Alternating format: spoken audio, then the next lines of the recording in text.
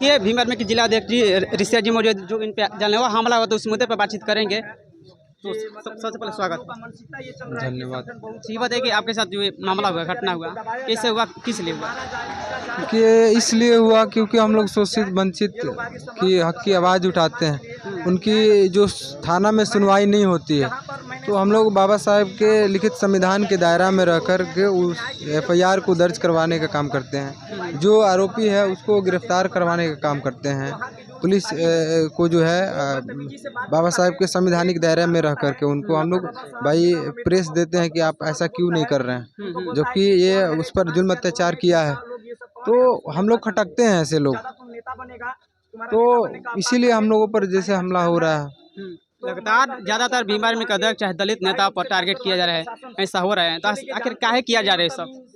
ऐसा इसलिए किया जा रहा है क्योंकि जो सदियों से जो हमारे समाज पर शोषण करते आ रहे हैं, हमारे समाज को चूसते आ रहे हैं, हमारे समाज को यूज करते आ रहे हैं, तो वो लोग चाहते हैं कि अब जो है बाबा साहेब के लिखित संविधान से, बाबा साहेब की विचारधारा से ये लोग पढ़ने लिखने लग गया, हम लोग के बराबरी हो गया, हम लोग से आगे बढ़ गया, ये लोग अच्छा जीवन जी पा रहा है।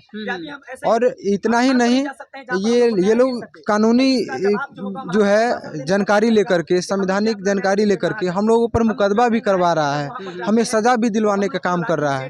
तो हम लोग जो है इसलिए हम लोगों पर प्रहार हो रहा है। वो लोग टारगेट बना लिए कि ऐसे ऐसे लोगों को जो है ख़त्म किया जाए ताकि इनकी विचारधारा मर जाए और इनकी जो है समाज जो है और कमज़ोर हो जाए, और जो सदियों से जुल्म अत्याचार जैसे करते आ रहे हैं, शोषण करते आ रहे हैं, आगे भी करते रहें। अभी इलेक्शन आने वाला है, तो सरकार किस तरीके से भी काम कर रही है और जनता?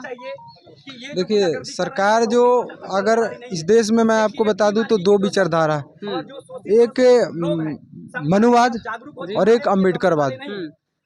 मनुवाद के आधार पर इस देश में लोग जो केंद्र में राज कर रहे हैं भाजपा, ये मनुवाद राम राज ला करके कहते हैं कि हम इस देश को हिंदू राष्ट्र बनाएंगे, और इस मुद्दा पर वो लोग काम करते हैं। दूसरा, इस देश में 85% लोगों का उम्मीद बाबा साहब, उनकी विचारधारा अम्बेडकरवाद है। तो अम्बेडकरवाद को जो लोग फैलाते हैं, उन लोगों को जो कमज़ोर करने का काम किया जाता है, और जब जब चुनाव आता है ये मुद्दा और तेज हो जाती है कि जो नेतृत्व करता है वैसे समाज को, वैसे लोगों को मारा जाए, काटा जाए, उसको कमज़ोर किया जाए, ताकि इसके राजनीतिक तैयार ना हो।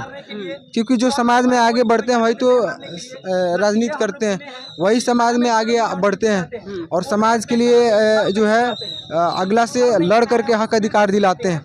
तो इसलिए वैसे लोगों को टारगेट किया जा रहा है, और चुनाव में ये मुद्दा और तेज़ हो जाता है हम जैसे लोगों को मतलब शोषण करने का। अच्छा, ये बताइए कि भीम आर्मी किस तरीके से अभी कार्य कर रही है? अभी देखिए, भीम आर्मी तो संवैधानिक दायरा में रहकर कार्य करती है हमेशा, लेकिन हमारे जो हम जिस कौम से आते हैं वो कौम सभी लोग जानते हैं कि हमारा इतिहास बहुत गौरवशाली रहा है।